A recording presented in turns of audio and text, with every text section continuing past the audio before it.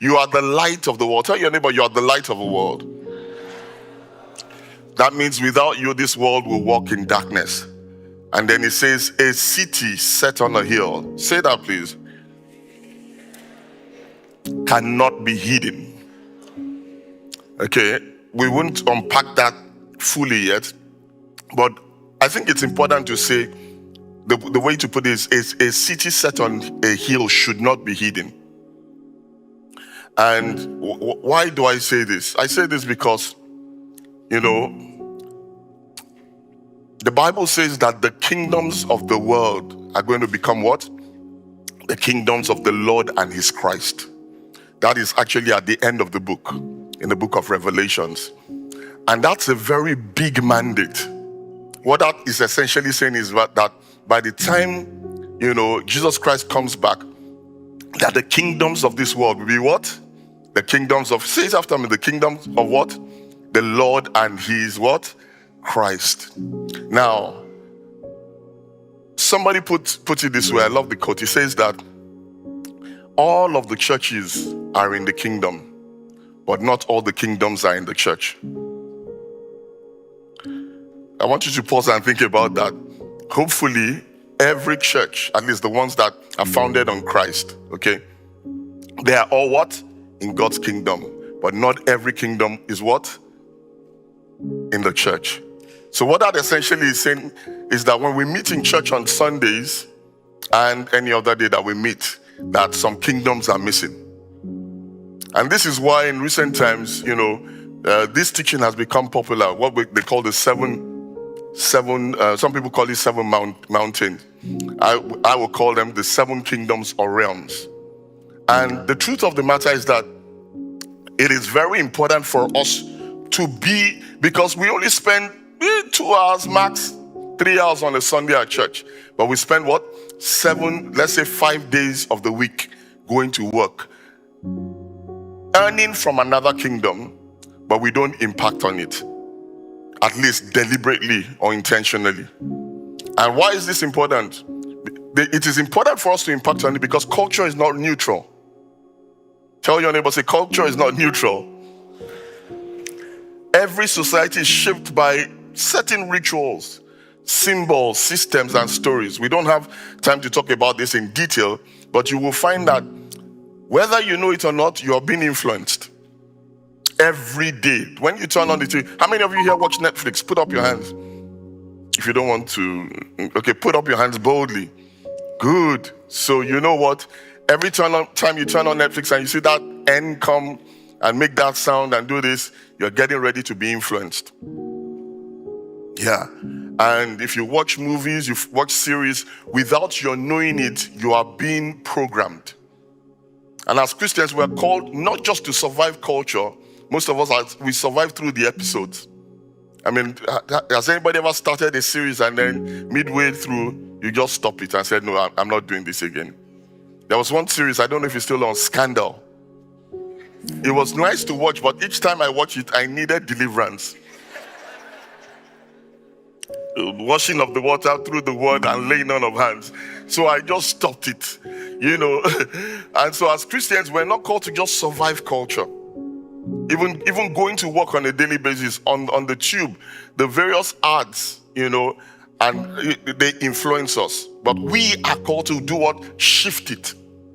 And to do this, we must take our space in every sphere of influence and infuse it with God's presence. And what does that mean? Somebody say 7 mountains. So again, I call it 7 kingdoms or 7 realms. Jesus said in Mark chapter 16 verse 15, he says, go into all the world. Tell your neighbor, say, go into all the world. And somebody they say, oh, okay, yeah, I can go to the nightclub now. That's what, well, you can go if you are going there with an intention. Our crossover service is our biggest service, 31st into the new year. And, that's where you have anybody and everybody who didn't go to church 365 days of 52. They just come in a few minutes, maybe 15 minutes, just to, get the blessing from the Lord before they go out to the nightclub. Okay. And so somebody put up a post, and apparently the guy was a DJ, doing his DJ thing on 31st night, but on his iPad on the side, he had our crossover service going on. And he was doing this, and he was watching with it, and doing this. And they sent it, and I posted it, and it just went viral. And people were laughing at him, and I thought that is phenomenal. This guy is a DJ. So when I messaged him, he eventually came to church. About a few weeks later, he said, that he's a Christian, and he didn't want to mix crossover, but he had to pay his bills. Now, some of you may be asking, should a Christian be a DJ? Well, at the end of this session, I will leave you to make that decision. Only be if you go there as a missionary. So there's a whole dialogue on social media. This is in Nigeria, but the song, No Turning Back. And, also various kinds of takes on the song. Most people love it. Some others think it's not Christian enough. And they even said one of the artists, I don't know if or both of them, is not even a Christian, which I find interesting. So the song, I have decided to follow Jesus. And one of the things that they say is the problem is that they show a clip where that song is being played in the nightclub. And they said, see, it's a worldly song. And I'm like, you guys don't get it. This is why it is a good song. Because they are not saying, I have decided to follow Satan. They are saying this in the nightclub, and people are dancing to it and doing all I don't know what they do. The various things and doing all of that stuff. But I have decided to follow. And then people are saying it doesn't have conviction power if they're dancing to it in the nightclub. Oh, hold on a minute. Maybe not there and then, but they keep repeating it over and over again. They get home, in the shower, I have decided, and then something tells them, have you decided? That's the power of... So, and the reason why I can say this with boldness is because that is how I actually came to the Lord. Not even on a Christian song, on a song that goes, what's the meaning of life?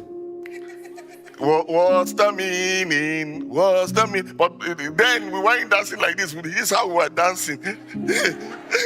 Running man. Yeah. And I was running on this floor, and what's the meaning? And when I got home, smoking my dope, really high, thinking, what's the meaning of life? Do I really know it? And I picked up the Bible. What's the name of the guy again? The group is Back to Life or something. Soul to soul, I don't think they are Christians. They don't look like it, they don't feel like it, they don't smell like it. But their song convicted me. How much more is sung by Gaze Baba and Lawrence Oyo, who prays 9 to 12 hours a day, many times stretches. So the spirit behind the song will do what? Convict.